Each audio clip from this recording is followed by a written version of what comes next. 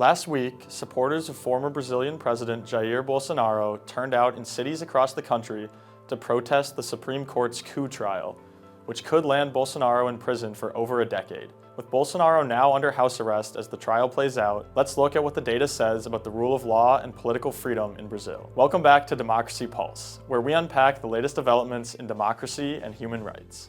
Former President Bolsonaro is accused of overseeing a violent coup plot in the wake of his defeat in the 2022 election, which was won by current President Lula da Silva.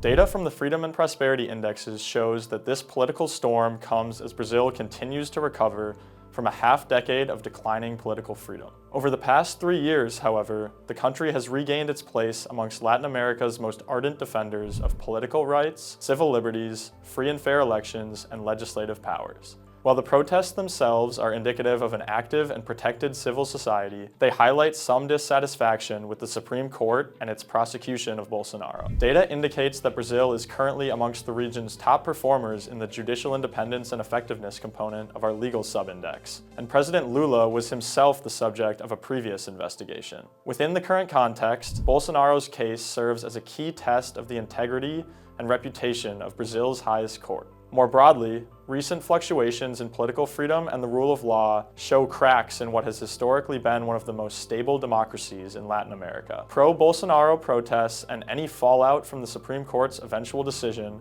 will once again test the country's democratic resilience, which is crucial for maximizing long-term prosperity. With the Trump administration's impending 50% tariffs on Brazilian goods reflecting its support for Bolsonaro, the political and economic impact of the court's decision will likely reverberate for years to come.